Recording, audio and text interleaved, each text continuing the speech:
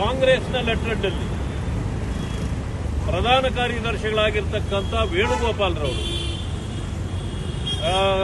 ಎಐಸಿಸಿಯ ಅಧ್ಯಕ್ಷರ ಆದೇಶ ಆಗಿದೆ, ಇಂಥವರನ್ನ ನೇಮಕ ಮಾಡಿದ್ದೀವಿ ಅಂತೇಳಿ ಸಭಾಪತಿಯವರ ಸ್ಥಾನ ಖಾಲಿ ಇಲ್ಲದೇ ಇದ್ರೂ ಕೂಡ ನೇಮಕ ಮಾಡಿದ್ದೇವೆ ಅಂತೇಳಿ ಕಮ್ಯುನಿಕೇಟ್ ಮಾಡಿರೋದನ್ನು ಕೂಡ ಅವರ ಗಮನಕ್ಕೆ ತಂದಿದ್ದೇವೆ.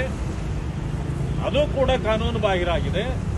ಒಟ್ಟಾರೆ ಕಾಂಗ್ರೆಸ್ ಪಕ್ಷ ಇವತ್ತು ಸಂವಿಧಾನದ ಆಶಯಗಳನ್ನ ಗಾಳಿಗೆ ತೂರಿ ಸಂವಿಧಾನದ ವಿರೋಧಿ ಚಟುವಟಿಕೆಗಳಲ್ಲಿ ನಿರತವಾಗಿದೆ. ಅದಕ್ಕೆ ತಕ್ಕ ಉತ್ತರವನ್ನ ರಾಜ್ಯದ ಜನರು ಒಂದು ದಿನ ಕೊಟ್ಟೇ ಕೊಡ್ತಾರೆ. ನಾವು ಕೂಡ ಇದರ ವಿರುದ್ಧವಾಗಿ ಹೋರಾಟವನ್ನು ಮುಂದುವರೆದ. ರಾಜ್ಯಪಾಲರು ಹೊರಟ್ಟಿಯವರ ರಾಜೀನಾಮೆ ಅಂಗೀಕಾರ ಮಾಡಬಾರ್ದು ಅಂತ ಮನವಿ ಮಾಡ್ತಿದ್ದೀರಾ? ಅಲ್ಲ, ಇದು ಈಗ ಅವರು ರಾಜೀನಾಮೆಗೆ ಸಹಿ ಹಾಕಿದ ಮೇಲೆ ಅದನ್ನ ನೀವು ಅಂಗೀಕಾರ ಮಾಡಬಾರ್ದು ಅಂತ ಹೇಳಕ್ ಬರೋದಿಲ್ಲ. ಯಾಕೆ ಅಂತಂದ್ರೆ ಅದು ಆ ಕಾನೂನಿನ ಚೌಕಟ್ಟಿಗೆ ಬರ್ತದೆ. ಅದನ್ನ ಅಕ್ಸೆಪ್ಟ್ ಮಾಡಬೇಕಾಗಿದ್ದವ್ರು ಯಾರು ಪ್ರಶ್ನೆ ಬರ್ತದೆ. ಅದರ ಬಗ್ಗೆ ಅವರು ಚಿಂತೆ ಮಾಡ್ತಿದ್ದಾರೆ. ಇದೇನಾದ್ರೂ ಇಲ್ಲೀಗಲ್ ಆದ್ರೆ ಮುಂದೇನು ಕ್ರಮ ಮಾಡಬೇಕು ಅವ್ರು ಮಾಡ್ತಾರೆ. ಸರಿ, ರಾಜ್ಯಪಾಲರು ಏನ್ ಮಾಡ್ಬೋದು? ಅಲ್ಲ, ರಾಜ್ಯಪಾಲರು ಏನ್ ಮಾಡ್ಬೇಕು ಅಂತಂದ್ರೆ ಇದನ್ನ ಎನ್ಕ್ವೈರಿ ಮಾಡಬೇಕು ಅವರು.